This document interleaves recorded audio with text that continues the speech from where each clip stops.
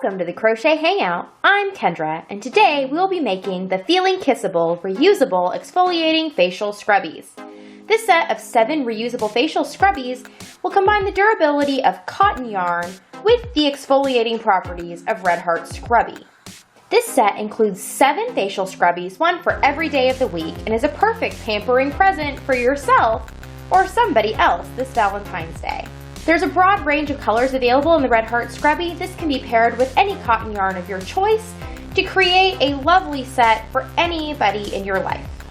The required skills for this pattern are chain, single crochet, and slip stitch. To get your own copy of the printable PDF pattern for the Feeling Kissable Reusable Exfoliating Facial Scrubbies, you can head over to crochethangout.com where you'll find patterns, tutorials, and more. Materials needed to complete this project are Lily Sugar and Cream in the color Batik and Red Heart Scrubby in the color Bubblegum. There's a number of colors available in both the Sugar and Cream and the Scrubby yarn, which you can mix and match to make the perfect combination for anybody in your life. You will also need a crochet hook. In this case, I am using a size I 5.25 millimeter. This is a boy ergonomic hook, but any size I hook will be sufficient. As you can see in this pattern, gauge is not critical. You're just going to look for using a hook that provides you nice even tension between the scrubby and the cotton yarn. You can see just a little bit of light through the stitches. That's kind of what you're looking for. So if you find after your first couple of rows that things are really bunchy, you're going to want to go up a size to maybe a J hook. And if you find that your stitches are really loose and there's large gaps of light coming through, then you're going to want to move down to an H. Other required materials are a tapestry needle for weaving in your ends, obviously a pair of scissors for clipping your yarn. Optionally, you might need some sort of stitch marker because you will be dropping a loop at the end of your rows and then picking it back up for the following one. I am not a huge fan of the plastic locking stitch markers. You can use a safety pin or a bobby pin, or in my case, I like to use these earring wires. You can just pick these up at a craft store and they lock similarly to the plastic locking stitch markers, but I prefer the thin metal edge. I just think it works better for me. But please use whatever makes you most comfortable, or use no marker at all. I actually find that the scrubby yarn and the cotton yarn are thick enough that you can leave your loop just hanging with no problem, but if you are going to put down your project and pick it back up a lot and want to make sure you don't drop stitches in that process, then you'll definitely want to put something on that loop. I'll explain more about that when we get there. The scrubby yarn has a very unique texture. As you can see, it has these little hairs sticking off. This provides you with some soft exfoliation. It can make this yarn a little difficult to work with, however. These problems are mitigated in this pattern by alternating rows of scrubby with cotton. So you are never working scrubby yarn into scrubby yarn. You're always working those stitches into cotton and then cotton into the scrubby and vice versa. I'll explain the process as we go along, but just so you know, we're going to drop a loop of each yarn at the end and leave it hanging, and then we'll come and pick it back up when it's time to use that yarn again. And finally, when we're all done with our stitches, we're going to use that same piece of cotton yarn to do our edging, so there'll be fewer ends to weave in. Now, to make our scrubbies. We're going to start with 1 scrubby, but you're going to make 7 ultimately. In this pattern, color A is going to be our cotton, sugar, and cream yarn, and color B is going to be our Red Heart Scrubby. It's worth noting when beginning your ball of yarn, I like to pull from the center, as you can see right here. When you do this, first off, you want to make sure that you have the outside tail accessed, because if it's still inside and you pull this end out, you're going to end up with a knotted mess. So find your outside tail and then pull from the middle. You might end up with a chunk of yarn to begin with, but you'll work through that quickly. Now, with the Red Heart Scrubby, I recommend working from the outside of the ball because obviously it can become a little tangled. Just don't squish it up too much. If you leave it kind of loose, I found that the yarn comes off nicely and it doesn't get too snarly. To begin, we're going to use color A, which is our cotton yarn. We're going to do a simple slip knot, wrapping around our fingers, sliding the hook between, pulling up a loop, and tightening. Now that we're attached to our hook, we are going to chain 12. This is completed by yarning over and pulling through loops.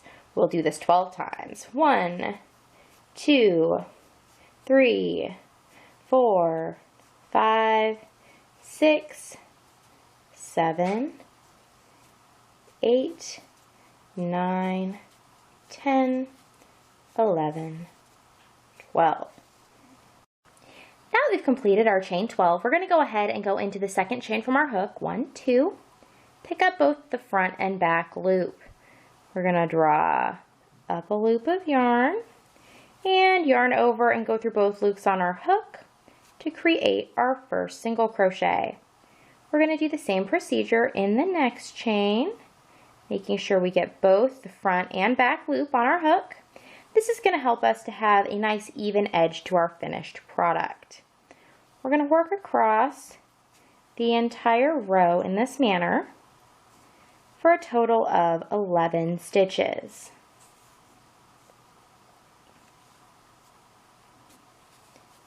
When we get to the end of our row, we're going to pull up a loop and just leave it hanging there. We'll pick it back up when we're ready for color A again. Now when we get to that loop, you can go ahead and put a stitch marker on it if you desire to keep the loop from falling into the rest of your work, I guess, and losing stitches. But the cotton yarn's pretty sturdy, and if you pull up a good loop, it should stay right where you want it. So that's 10 stitches. Go ahead and put the last one in here, making very sure that I have the front and back loop on that last stitch. Pull up a loop, yarn over, go through both. And as you can see, I'm just going to leave the loop hanging here. Row 2 is going to be completed using color B, the scrubby yarn, and then row 3 we're going to come back and pick up this loop. Now before I move on to row 2, I'm going to count my stitches because I want to make very sure that I have a strong foundation for my scrubby and that I'm starting from the right place. So 1, 2, 3, 4, 5, 6, 7, 8, 9, 10, 11 stitches, just like there should be. Row 2 is going to be worked using our scrubby yarn. We're going to connect this yarn to row 1 using a slip stitch. So you're going to go into the first single crochet that you made in row 1. You're going to yarn over with your scrubby yarn and draw up that loop. Then I'm going to drop the tail behind, yarn over, and slip stitch. Now my yarn is attached. We're going to chain 1.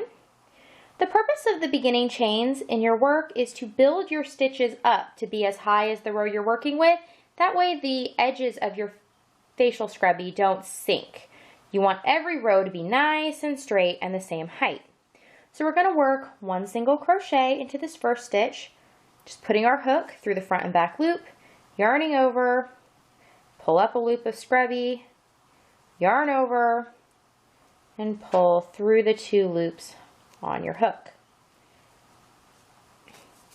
It can be a little strange when you first start if you've never worked with this yarn before, but by the end of this project you'll be much more comfortable with the scrubby yarn. I know that I was.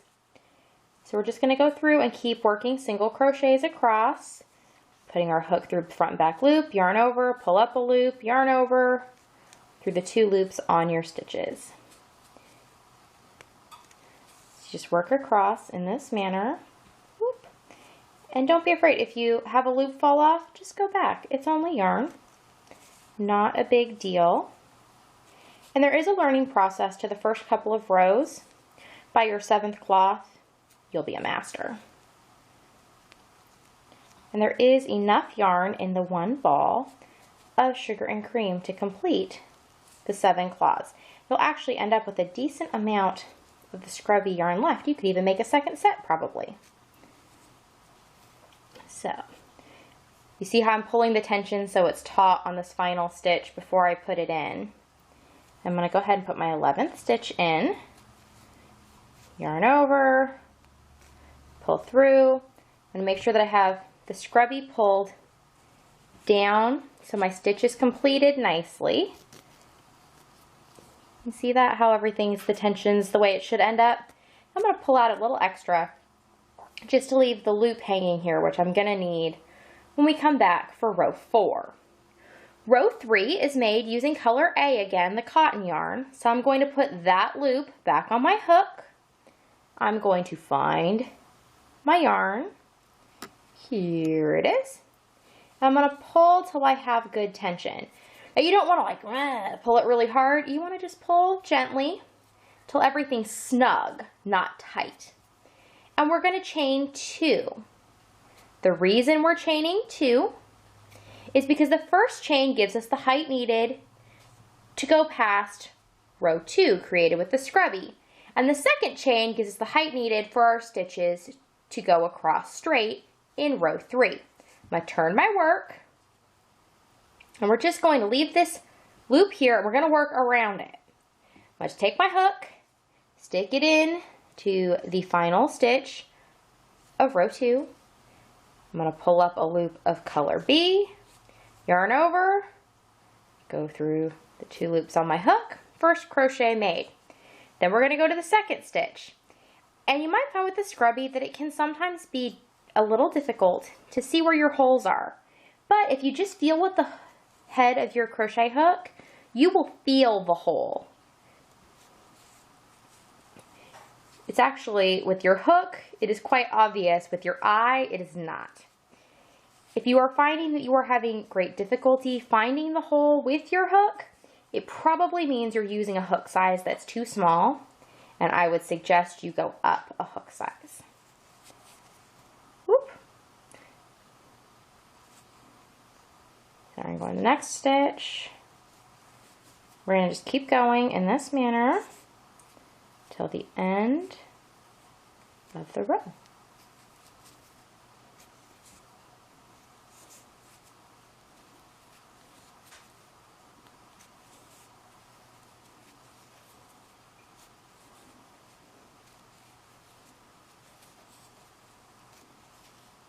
Then I'm going to pull up a loop, and I'm going to go back and I'm going to count my stitches. It can be a little difficult to count the scrubby stitches, so I just make extra sure that I count my stitches on every row of cotton. If I find that I have the wrong number of stitches in this row, I will count them again, and then I'll go check how I did on the scrubby row. If the problem is that I didn't have enough stitches there, or if the problem is that I didn't put my hook in the right places to insert the cotton row. So we're just going to go back and count 1, 2, 3, 4, 5, 6, 7, 8, 9, 10, 11. So we're right where we need to be. I'm going to leave this hook. I'm going to leave this loop of cotton yarn hanging here. I'm going to go back and pick up color B again, my scrubby, put it on the hook. I'm going to turn my work again so that I'm working with the scrubby in the direction I stopped working with it. This is going to keep your yarn from getting kind of bound up along the edge. So now we're going to pull, so we have good tension again. We're going to yarn over and we're going to chain 2 with our scrubby yarn. 1 and 2. We're going to turn our work. I'm going to go ahead and find the first stitch of the cotton yarn. Make sure that you have it oriented correctly. It will tend to lean forward on you because of the construction method. So just make sure that you go in and that you get both that front and back loop on your hook. Yarn over with the scrubby yarn, pull up a loop, yarn over, go through the 2 loops on your hook. Your first single crochet made. You're going to work in this manner across your row.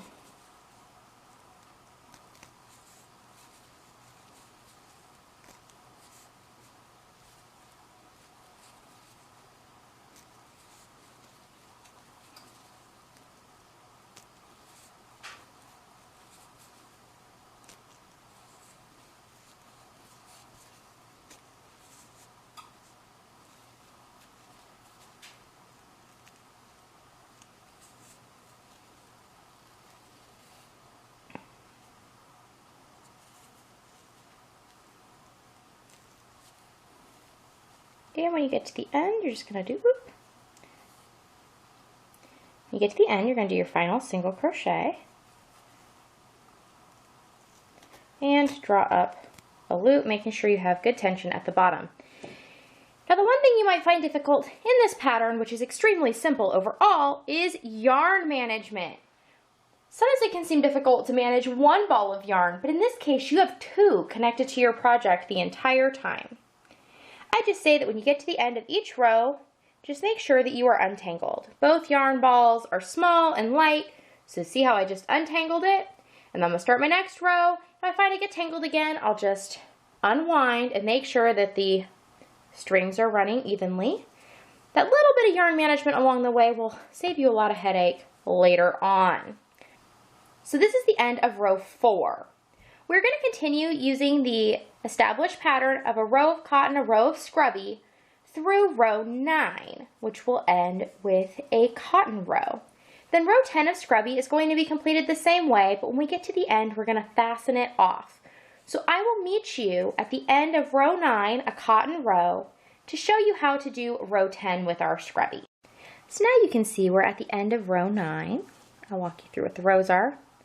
Row 1 is this cotton, row 2 is the scrubby, row 3 is the cotton, row 4 is the scrubby, row 5 is the cotton, row 6 is the scrubby, row 7 is cotton, row 8 is scrubby, row 9 is cotton. Now we're just going to pick up our loop of scrubby for row 10. We're going to chain 2, 1, 2. We're going to turn our work, do a little bit more yarn. Turn our work, and we're going to go ahead and just stitch across in the same manner we did previously. 2 stitches, 3 stitches, whoop, 4 stitches,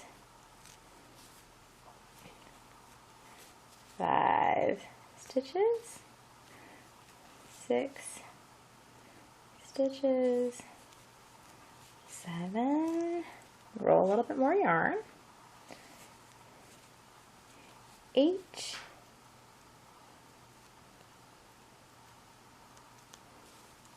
9, 10, 11. And this is our final stitch with the scrubby. So we're going to do, we're going to fasten off. So now we've completed our 11th stitch. We're just going to yarn over and pull a loop through the stitch. Figure out which end is moving. I'm going to take my scissors and I'm going to snip. And you don't have to snip a huge amount. I actually have to snip about the same length. There's a piece of yarn on my scissors. I like to snip about the same length as the cloth. So here we go. Now, the scrubby can be a little difficult to weave in compared to other yarns, so I'm just going to lay the scrubby right back along row 10 and work it in with the cotton yarn. That will help bind your edges in without you having to try and weave them through. In the same way, on row 2, if you'd like, when you do row 3, you can take this tail that you created on row 2 and just lay it on top and work it in also. That will give you no scrubby tails that need to be woven in. Again, if you'd like to just weave them in normally at the end, you're more than welcome to do so, but I do find that they stay meshed in a little nicer if you just crochet over them. Now we're going to do our final row of the pattern body, which is going to be chain 2 with the cotton yarn. Turn our work. We're going to find where that first stitch is, draw up a loop, yarn over through 2 loops on our hook. And we're just going to work in this manner over the tail to the end of the row. When you reach the end of the row, do not pull up your large loop and do not fasten off. I'll meet you right there and I'll show you how we're going to work our edging. So here we are in our final stitch of row 11. I'm just going to go ahead, yarn over and chain 1. Now, we just worked across this edge. For our edging, we're going to begin by working down the side, across the back side, that loop that's left of our foundation chain, up the other side, and then across row 11 again. We're just going to do this simply with some single crochets. I'm going to evenly work 11 single crochets down the side. What that means is basically one in the edge of every row. So I'm going to start right here by putting one into the cotton row. And it can sometimes be a little difficult to get the first stitch in. There we go. And through both loops to make our single crochet. Then we're going to put one into the side of the scrubby row. Whoop. And one into our cotton row again. And just work over whatever's along the edge, because as you can see, we kind of have like an S shape of our cotton going up the edge. Just work over whatever you encounter along the edge. It'll help tie everything together. We're going to put another one for the scrubby row. And one for the cotton row. And the scrubby row. And the cotton row. Scrubby row. Cotton row. Scrubby row.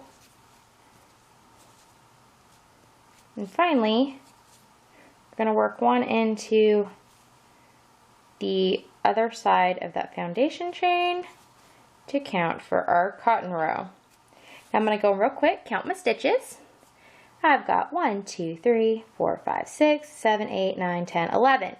The reason this is important is because if you have a even number of stitches on each side of your scrubby on both ends, it will make them lay nice and flat.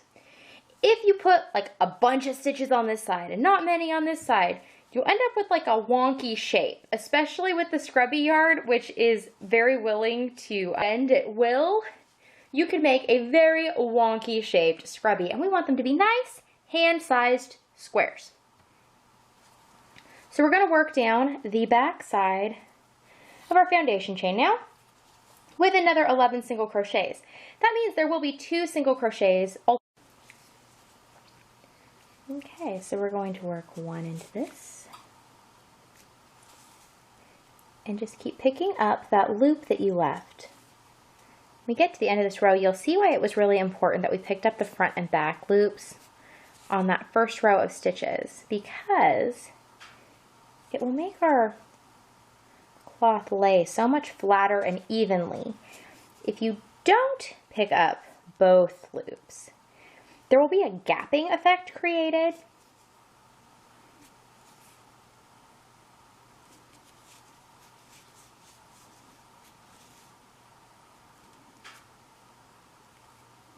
It can be a little tight sometimes. That is one of the reasons why you try to chain fairly loosely in your starting chains.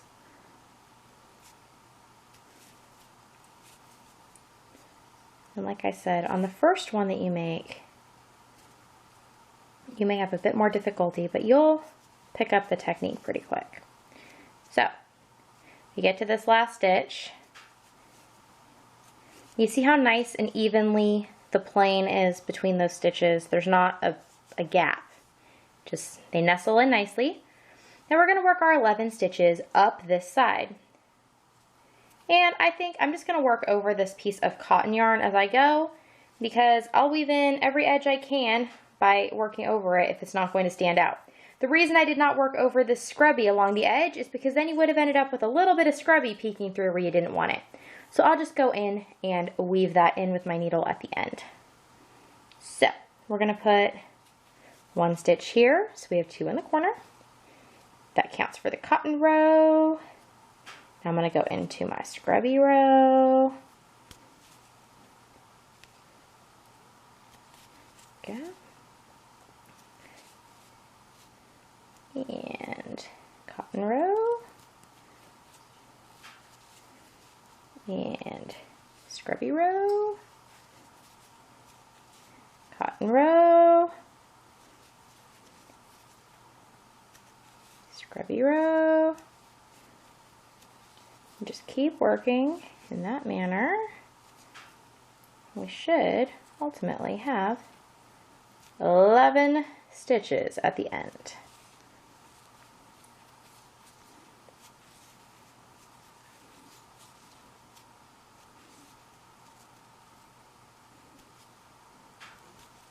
And our final stitch is going to go into this top stitch of our cotton row. Now go through and count our stitches.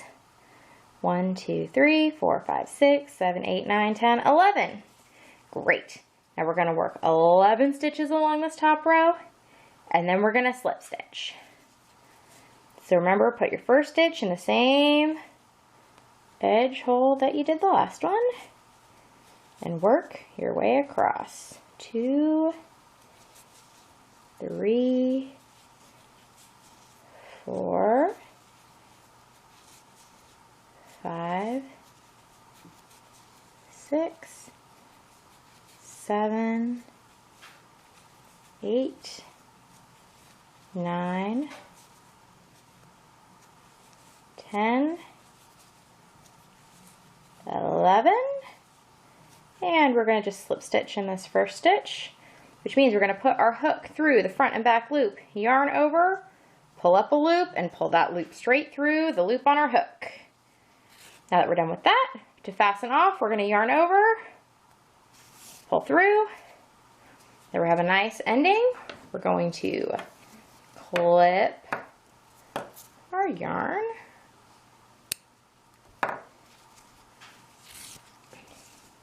You're going to need a tapestry needle, yarn needle, darning needle. They all mean basically the same thing. What you're looking for is a large head that the worsted weight yarn will fit through. And as you'll notice, there is a balled tip on this needle, which will keep you from breaking the plies of your yarn apart as you're weaving in. So I'm going to go ahead and string my final end through the needle. Then to weave in stitches, what we do is you're going to just put the point of your needle in between the stitches. And you're kind of just going to find those little loops. You may have to, if you feel around, your needle will sometimes meet tension and then all of a sudden it'll slip in the holes. That's what you're looking for. So you're going to weave it in like that. See how the needle is going through a number of the stitches. We're going to push and pull, and sometimes it takes a decent amount of pushing and pulling, especially the scrubby yarn tends to stick a bit. And once you get to the end, you're going to flip around. Make sure you've gone over one loop of yarn, otherwise you're just going to pull your yarn right back out. We're going to do the same thing the opposite direction. And once that's in, you're going to pull your needle through. Make sure you don't pull too tight or you'll get weird things on the end. Work your needle out. And we're just going to trim our yarn right at the edge of our piece. Now you're going to go through and you're going to trim, like this is the end of the scrubby that I'd worked over. Just going to give it a little bit of tension and then trim it. I worked over this end already, so I can go ahead and trim that. And I do have one scrubby end that I need to go ahead and weave in. So when it comes to weaving in the scrubby, I'm just going to weave it one direction because it locks in on itself pretty well. So you can see I've buried my needle into my stitches. I'm just going to pull on the end, and it takes a little bit of finagling, but it's doable. Boop, there comes the end. Pull so that it pulls an even amount of yarn in. I grab my scissors. I'm just going to snip right at the bottom of that. And there we go.